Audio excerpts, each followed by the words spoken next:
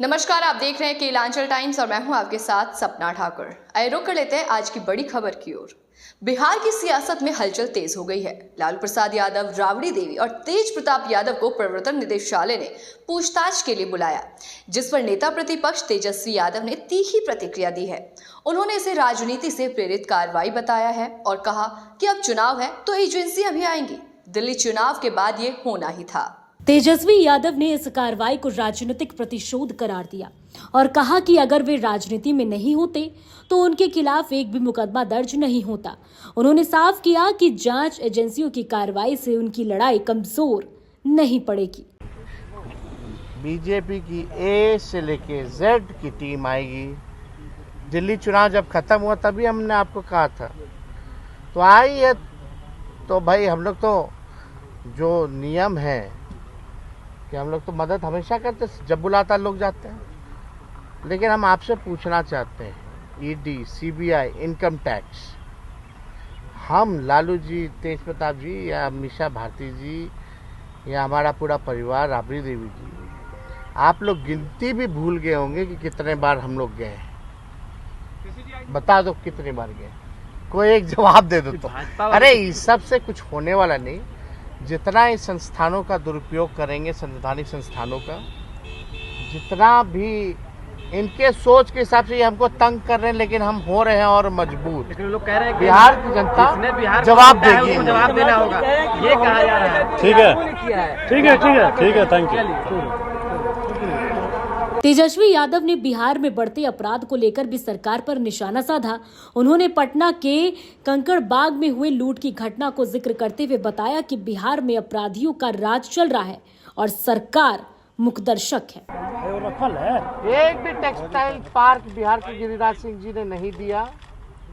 अब वहाँ के सांसद हैं और केंद्र मंत्री भी हैं, और बिहार की चीज जो है आप कर्नाटका दे दिया गया। आपको तो गरीब राज, पिछड़ा राज बिहार को देने का काम करना चाहिए। आप केंद्र सरकार सौतेला व्यवहार ऐसा करे कि जो कुछ बिहार में है उसको भी लोग छीनने का जो है काम कर रही है।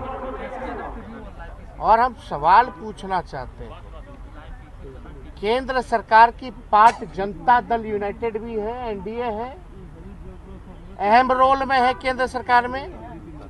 तो जाहिर सी बात है कि बिना मुख्यमंत्री नीतीश कुमार जी के अनुमति से दिया नहीं गया होगा। यानी नीतीश कुमार जी की भी इसमें अनुमति होगी, तभी जो है मक्के का अनुसंधान केंद्र जो है कर्नाटका जो है बेगूसराय से भेजा जा रहा है। कैसा विकास है ये? विकास है या विनाश है? ये हम बिहार के लोग जानना चाहते हैं। आखिर बिहार के लोगों ने इतना वोट दिया, एमएलए, एमपी, आपका राज्य में सरकार, केंद्र में सरकार, फिर भी जो है आप बिहार के साथ सौतेला व्यवहार कर रहे हैं। बिहार सरकार क्या कर रही है? बिहार के मुख्यमंत्री क्या कर रहे हैं? मुख्यमंत्री को हम इसलिए ना कहते हैं अचेतावस्था में है, या तो इनकी सहमति होगी या तो इतने अचेत है कि सहमति लेने की जरूरत ही नहीं पड़ी और मुख्यमंत्री को पता भी नहीं होगा। यही दो चीज होगा।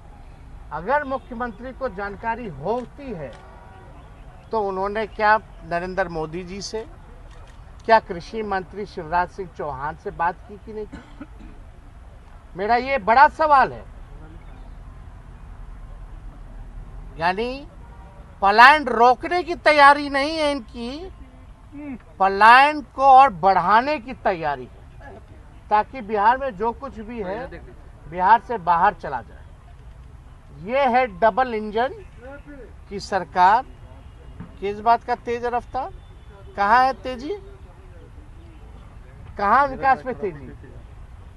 आप लोग जो है सौतेला व्यवहार करके बिहार की चीजों को छीन के आप जो है आप दे रहे दूसरे राज्य में। केंद्र सरकार के बजट में कुछ नहीं, और तो और उल्टा जो है देने के अलावा आपने छीन लिया। मुख्यमंत्री से कोई सवाल नहीं कर रहा। मुख्यमंत्री को कोई जानकारी है भी कि नहीं है तो क्या करेंगे वो, अब तक क्यों नहीं बोले। और कल ही गिरिराज सिंह जी ने एक जारी किया है कि भाई हम जो है किसी भी कीमत पे ये होने नहीं देंगे। तो हो गया, जो होना था वो हो गया। लेकिन आप उस चिट्ठी में अगर आप देखें तो ये डिसीजन शिवराज चौहान जी का हस्ताक्षर है, कृषि मंत्री जी, और ये दिसंबर की चिट्ठी है। और ये गिरिराज सिंह जी जागे कब है, जब तेजस्वी ने ट्वीट करके इस मामले को उठाया है तब। ये हाल है ऐसे ऐसे केंद्र मंत्रियों का, जो कपड़ा मंत्रियों के एक टेक्सटाइल पार्क नहीं देते, क्षेत्र में इतना बड़ा चीज है वो भी चला जा रहा है, उसका भी पता नहीं। और वही सरकार के लोग, वही कैबिनेट में साथ में बैठने वाले लोग छीन रहे हैं। और जाग कब रहे, जब तेजस्वी ने ट्वीट किया, जब तेजस्वी ने इस मामले को उठाने का काम किया। तेजस्वी यादव ने ईडी की पूछताछ से लेकर बिहार की कानून व्यवस्था तक कई मुद्दों पर सरकार को घेरा। अब देखना होगा कि सत्ताधारी दल इसका क्या कुछ जवाब देते हैं। ऐसे तमाम खास खबरों से जुड़ने के लिए देखते रहें किलांचल टाइम्स।